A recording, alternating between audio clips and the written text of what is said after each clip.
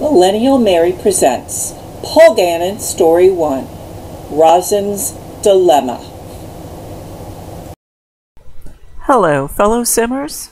Today we start with the two cops that are investigating the murder of Blaise Polgannon. Rozen was brought in from local Heldu to come and help the police department in Polgannon solve the mystery. Briak is the local constable that has worked in this area. Here they are discussing the case. Or are they? No, they're not. That's because they're basically idiots. These two have no clue what's going on. They're not solving anything.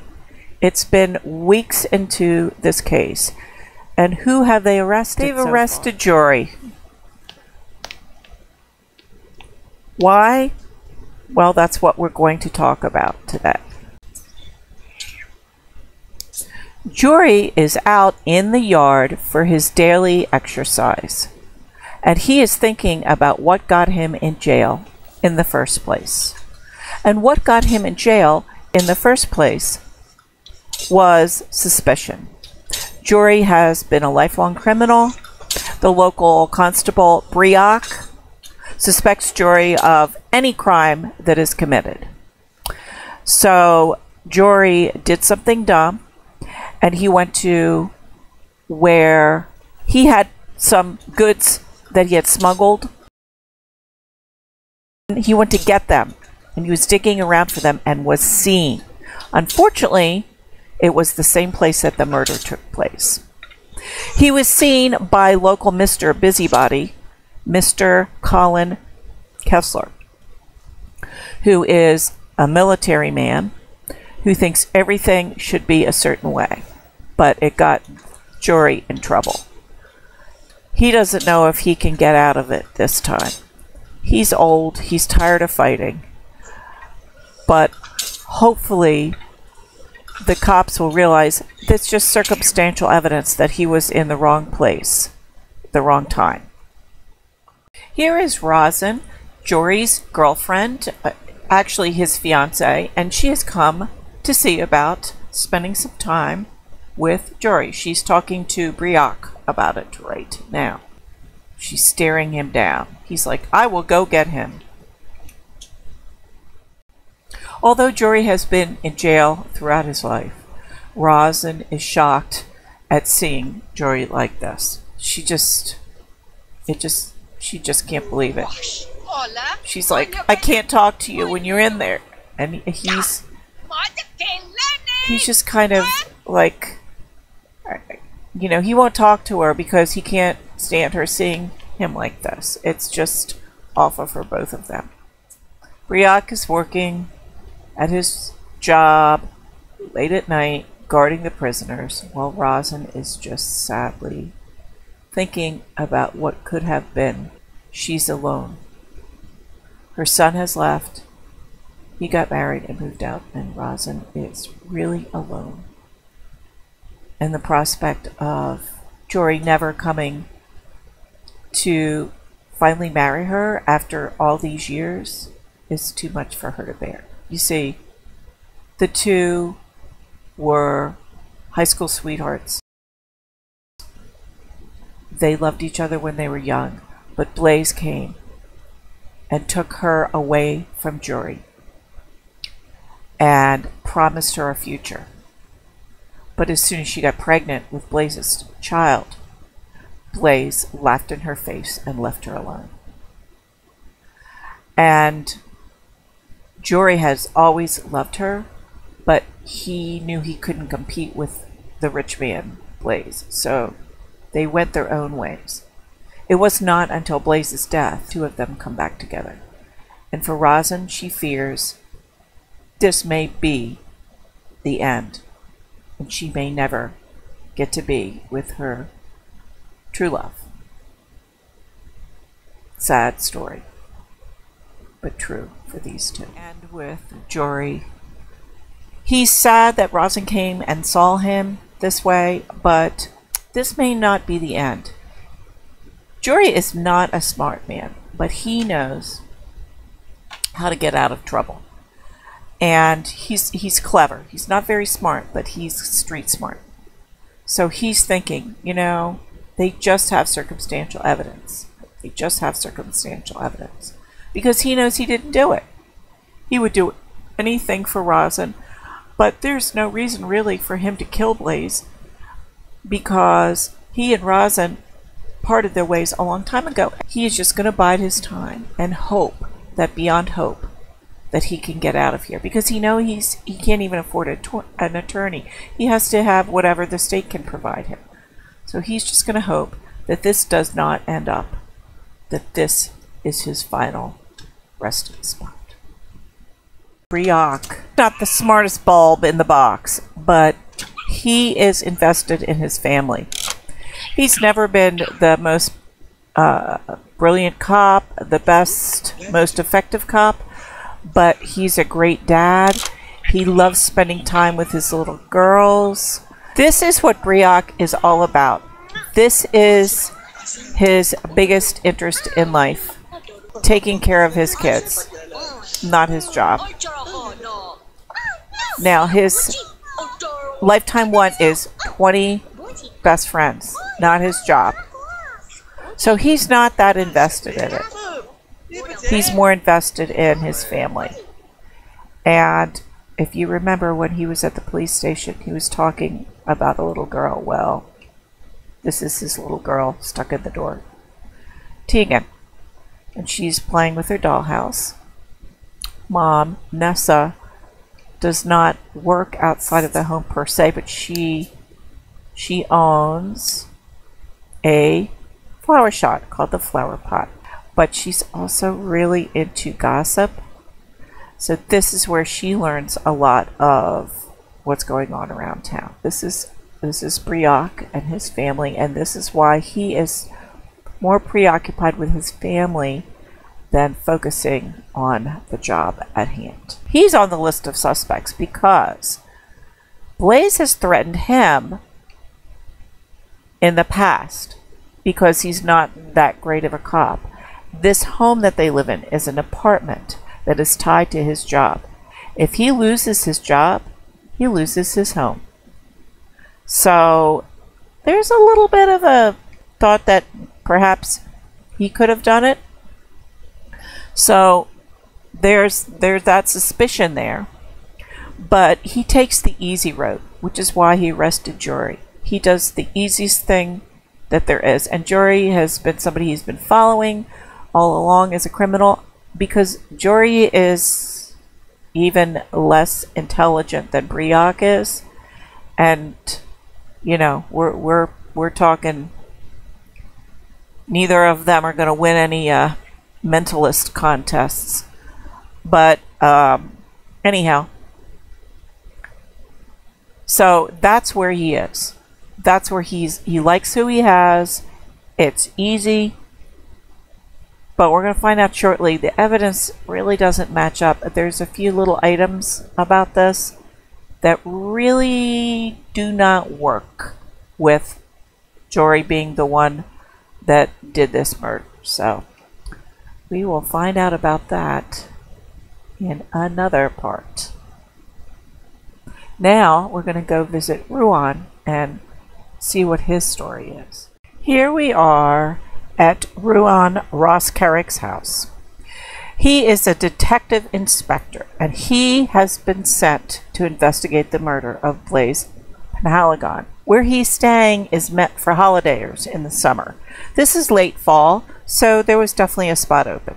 So he came to town. He spent a lot of time gathering statements. This is his initial report, initial investigation, and I'm just going to do some of this. I'm not going to go through the whole thing. On October 31st at 7:33 p.m., Constable Warren reported, and that's Brioc, that's his last name, reported by telephone to Lanscombe Station that a body had been found by the Paul Stones, the ancient stone circle in Polgannon, in suspicious circumstances. He requested assistance. I arrived at 8:16 p.m. and got to the circle shortly thereafter. That's fine and well, but a few things have happened since, because he was so thorough, he had everything outlined, everything was beautiful, but two things, and one hasn't panned out. He's friends with the daughter-in-law of the deceased, and he had to include her as a suspect. He's still friends with her. Nothing ever went any further than that. She happens to be married to the son of the deceased, but that didn't end up being a problem. But the other problem was Margaret James. She was an artist who moved into another one of the apartments here. She was on holiday, taking a time in fall when people aren't there to come and do art. But she started being kind of a busybody and questioning him. And together they were talking about the murder investigation. And then he started taking her out to dinner at the golf course. She invited him up for a cup of tea. And in the short time that he's been here, he managed to get married to and move in Miss Margaret, who now has his last name. Not only that, Margaret and him got married, and either honeymoon or before honeymoon, she is pregnant. They have a little baby on the way. He's a little bit focused on something else beside the investigation. So it's kind of a combination of things. We have the local constable who, that's just how he is. He's not very good at solving things. And we have Rozen, who was brought in. And Rozen is a smart guy, but he's focused on his new wife and his coming family, and his mind is not on the investigation like it was. Right now, he's depending on Brioc and his thoughts about Jory, but Rozen is a smart enough guy to know that they're not going to be able to hold him for very long because they don't have anything on him that's real. So he's got to dig a little bit deeper or not find out what happened, and that may be the case. So that is where we're going with our little friend Rozen and his story. And here we have Rozen at her home. Rozen isn't much of a cook, but she is a lovely witch. It's true. It's rumored that she's a witch, but she really is a witch. So yes, she is a witch. Her voodoo doll, she has that, which I don't think it does anything. You just look at it. And but she doesn't use her powers for evil. She uses her powers to help people. She is a kind soul who has lived a very, very hard life. And Jory was the one bright spot in her life. Her son he just got married and he moved out. What she doesn't realize is she's about to get a visit from one of the local law enforcement people. Well, here is Ron. He has come to question Rozen because he knows she's the closest one to Jory, and he has some specific things he wants to ask her that may actually either clear Jory or implicate her. So let's see. So he's asking her the questions he has, and she's like, let me see. I was cooking. I wasn't having anything to do with that. What are you talking about? He's like, cooking? Ha ha ha. I don't think so. You were drinking. You weren't cooking. Well, maybe. No. I was cooking. Seriously. No kidding. Ha ha ha ha. It's all about the money, isn't it? What? No, it's not all about the money. I don't care about money. Like, look at my place. Yeah, how dare you come here and accuse me of stuff? And he's like, who do you think you are to outsmart me? But the thing is, he hasn't come here to just question her. He's come here, she let him in, to search her house. So that's exactly what he's going to do. He's going to come up here, and he's going to take a look around, because there might be some stuff around here.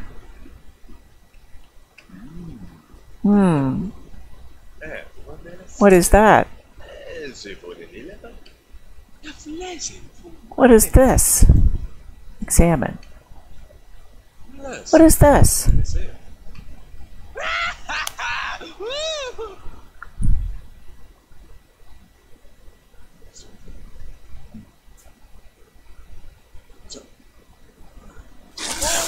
Oh! I didn't know it did that. Wow.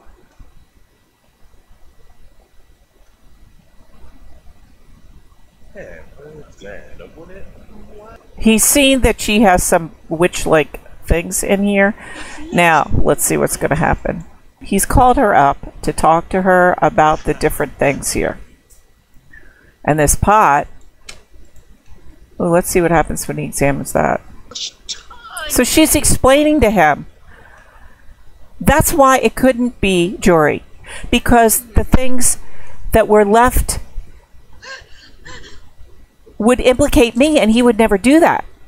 Don't you see that? That doesn't make sense. It doesn't fit. He's like, let me look in here and see.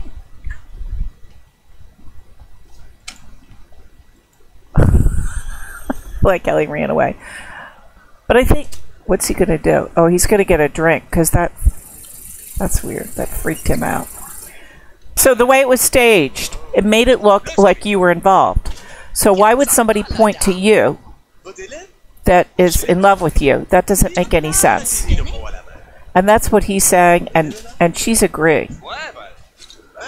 So I think Ruan has found the hole in the argument that it's Jory. So she's like, thank you for coming by, but I think your time here is through, and goodbye. I've got to get to work anyhow.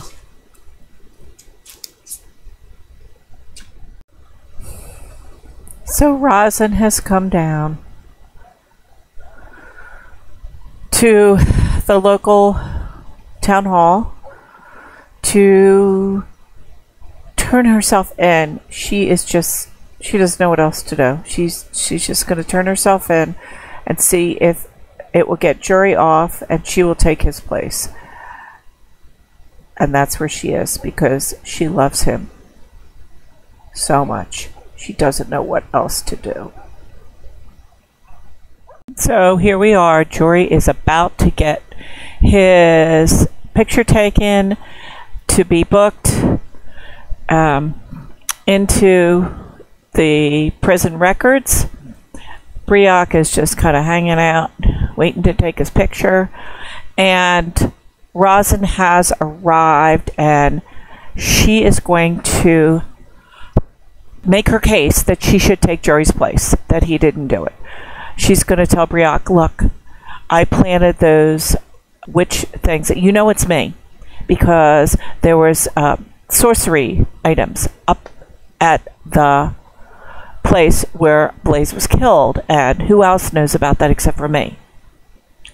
Which, what Briac doesn't know, excludes her, because why would she find the body, which she did, and plant things to make her look guilty? That doesn't make sense. But Briac's probably going to believe her. We don't know yet. So, Briac took Abby's statement. This is what it says. Rozen able to lie very well. Police believe Rozen. Wow. Okay, so let's put another statement in here.